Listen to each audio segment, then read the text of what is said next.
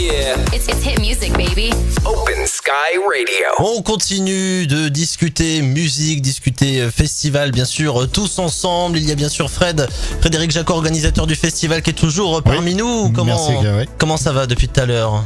Ça va, je pensais qu'on allait avoir beaucoup plus chaud, mais ça va, ça se passe bien. C'est vrai qu'il y a une chaleur dingue dans ce studio. Il reste plus qu'à faire l'étude, faut voir avec le patron pour qu'il fasse une étude pour la clim. C'est ça.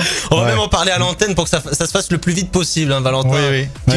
Qui a signé une pétition bientôt pour avoir la clim. Il faut se plaindre, il est pas très loin, là, vous traversez le couloir, vous allez en face. Exactement, c'est comme ça que ça se passe. Et puis en face de toi, Fred, on reçoit bien sûr Arnaud Dumontier, président de la communauté de communes des Pays d'Oise et d'Alatte et maire de Pont-Sainte-Maxence. Bonsoir Arnaud, merci d'avoir répondu présent à notre invitation. Bonsoir à tous, c'est bien volontiers. Merci en tout cas. Alors, on a parlé musique, on a parlé festival, on a parlé avec les différents artistes. Qu'est-ce que cela vous a inspiré là depuis un petit peu moins d'une heure maintenant qu'on parle musique et que ça approche à grands pas cette deuxième édition? Comme tout le monde, de l'impatience, oui. Bien évidemment. C'est la raison pour laquelle je pense que la communauté des communes ne pouvait pas ne pas être partenaire de ce festival. Moi, je pense qu'il n'y a pas plusieurs sortes de culture.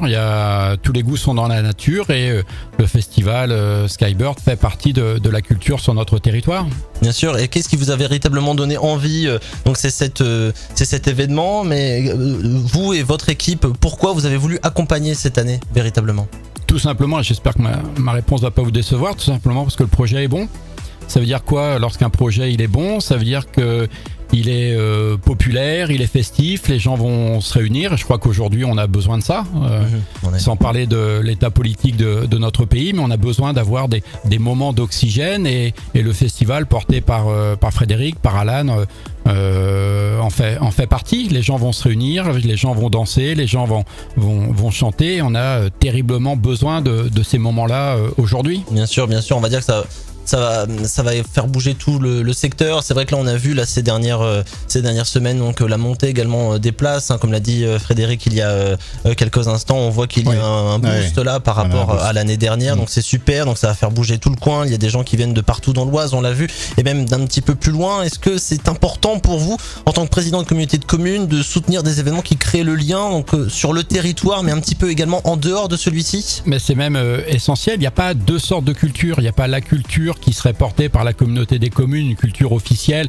et qui serait honorable, et une culture qui ne serait pas portée par la communauté des communes et qui serait moins honorable. Tout participe de l'idée que j'ai de la culture, et le festival porté par Frédéric, porté par Alan, vraiment en fait partie. C'est important pour la communauté des communes de s'associer. Et ici nous sommes partenaires financiers, mais la décision elle a été prise très rapidement après que Frédéric a présenté son projet en bureau communautaire. Et puis je rappelle que ça fait aussi vivre cette belle terre de Saint-Martin-Longo chez mon collègue Denis Messiot. Bien sûr. Fred ? Oui, tout d'ailleurs, merci Monsieur Dumontier. Je suis très content parce qu'effectivement, comme il a rappelé Monsieur Dumontier, j'avais été lorsque je suis passé à la réunion communautaire, hein, j'étais très stressé ce jour-là. Hein, ça a dû se voir d'ailleurs, mais c'est. Moi, je suis très heureux qu'on ait pu se rejoindre cette année. Et du coup, c'est vrai que j'avais une petite question depuis le départ. Effectivement, nous, on a voulu faire du Skybird Fest, un événement intergénérationnel avec une programmation qui mêle naturellement les artistes confirmés et notamment les groupes locaux. C'est le but. Hein. Moi, que pensez-vous de cette volonté de mélanger les styles et les générations comme on essaye de vouloir mettre en place? Je crois que c'est une très bonne idée, parce que je pense que tout le monde a une bonne raison de venir au Skybird Festival. Ceux qui ont aimé, j'en fais partie, Alan Théo, même si ça veut dire aussi que moi je vieillis, et puis avec des talents locaux, October, Otherside, Abba Forever, je pense que ça va être un grand succès. Morphine, vous ne cessez de m'en vanter les mérites, et puis après... Saint-Martin-Longo va se transformer en dance floor géant grâce à la battle. Donc vraiment, il n'y a que des bonnes raisons pour venir au Skybird Festival. Que vous soyez petit, grand, maigre, gros, de toutes les couleurs, de toutes les religions, de tout le territoire et même à l'extérieur, je crois que c'est le moment, c'est l'endroit où il faut être. ce samedi, au moins dans l'Oise. Bien sûr. Est-ce que vous trouvez pas ça un petit peu insolite, le fait qu'un événement comme ça grossisse en plein cœur? Là, on parle quand même de Saint-Martin-Longo, sur la plaine de jeu, à côté juste du stade de foot. Voir un événement comme ça monter, ça doit quand même peut-être également vous donner des idées, peut-être sur une continuité, peut-être des idées d'un point de vue de l'intercommunalité, sur des manifestations, voir que ça marche. Est-ce que ça donne pas des idées également? Ça veut dire surtout que tout est possible à partir du moment où il y a une passion, comme celle qui anime Frédéric et Alan, et que tout est possible à partir du moment où il y a une volonté. C'est surtout ça que je retiens. Et je le répète, on a besoin de ces moments-là sur le territoire de la communauté des communes, et puis plus largement dans notre pays.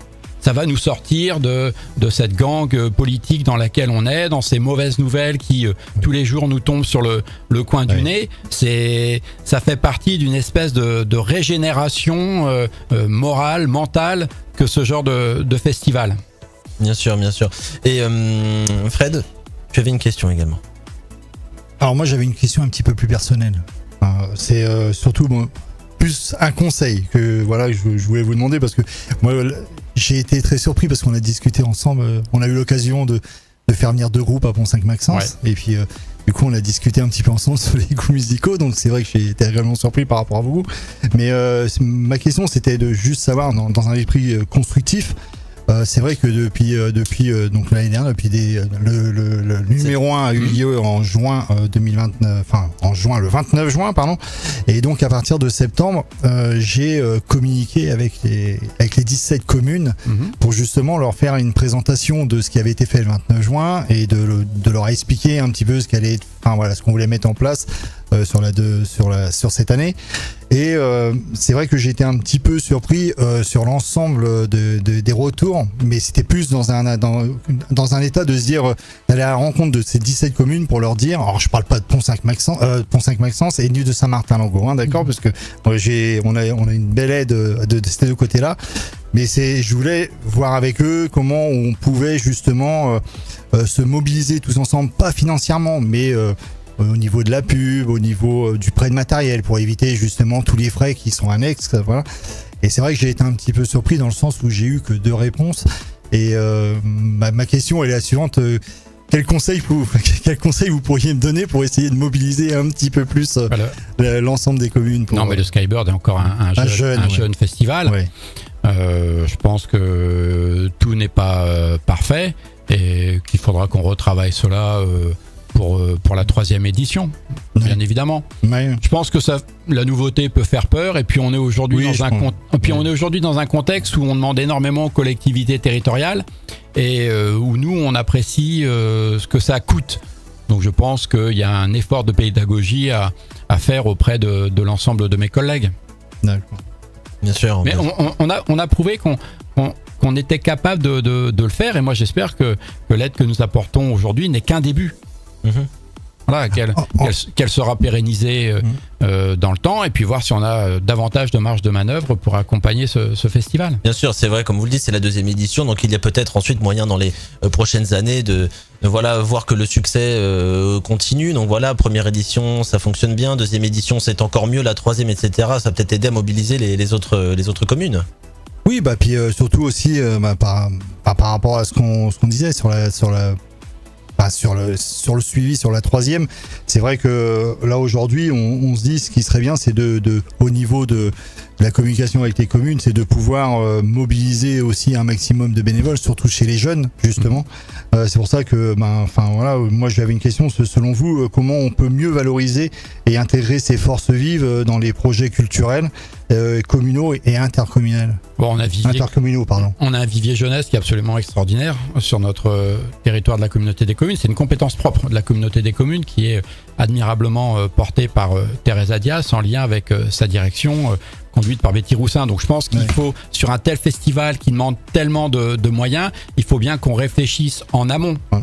Et probablement qu'à peine les lumières seront éteintes de cette 2e édition, qu'il faudra d'ores et déjà qu'on retravaille sur la 3e édition, qu'on fasse une espèce de retour d'expérience pour voir ce qui a bien fonctionné, pas bien fonctionné, et à ce moment-là, poser sur la table la question de la participation de notre jeunesse. Alors, moi, j'invite aussi les jeunes à venir à ce festival, hein, évidemment. Bah oui. Il faut qu'ils voient ce que c'est. Je pense qu'ils verront qu'ils aiment ce festival et qu'ils auront envie de s'engager également pour ce festival. Il y a des lignes directrices qui méritent d'être approfondies pour l'édition 2026. Bien sûr, sachant qu'en plus il y a les bénévoles qui vont plus le festival va prendre de l'ampleur, plus on va avoir besoin de bénévoles, et puis s'il y a des jeunes qui viennent et qui ont envie également de s'engager dans cet esprit associatif, ça peut qu'être que bénéfique.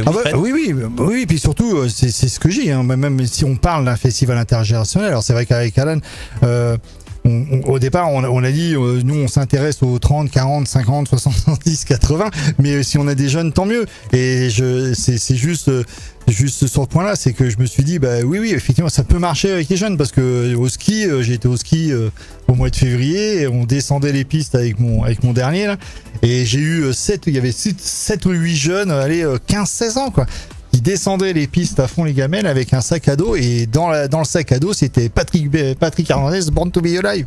Donc je me suis dit au finish, oui, on peut attirer les jeunes dans ce genre de festival. Bien sûr, il y a des morceaux qui restent par les parents, qui sont transmis comme ça, et qui deviennent cultes, bien sûr. Tiens, la musique, on va en parler un petit peu plus avec vous, Arnaud Dumontier. Quel artiste vous attendez le plus au Skybird Fest? Là, vous avez eu l'occasion d'en découvrir plusieurs. C'est peut-être Valentin d'Otherside, c'est peut-être Alan Théo qui apparemment vous a bercé les années antérieures, on va dire. Qui n'a pas dansé sur Alan Théo, c'est inimaginable. Écoutez, moi, Frédéric, on a tellement parlé que c'est Morphine. Morphine. Voilà, en plus, j'aime beaucoup Indochine. Vous l'avez joué d'ailleurs durant votre émission. Donc c'est peut-être Morphine. D'accord. Oui. Et s'il y avait un artiste, l'artiste que vous aimeriez avoir un jour au Skybird Fest, si ça continue dans quelques années, dans 5 ans, dans 10 ans. Pas trop fort. Hein. Non, moi j'ai un goût très prononcé pour U2, mais à vrai dire, j'écoute absolument tout. U2. Ouais. Ça tombe bien, on parlait d'October.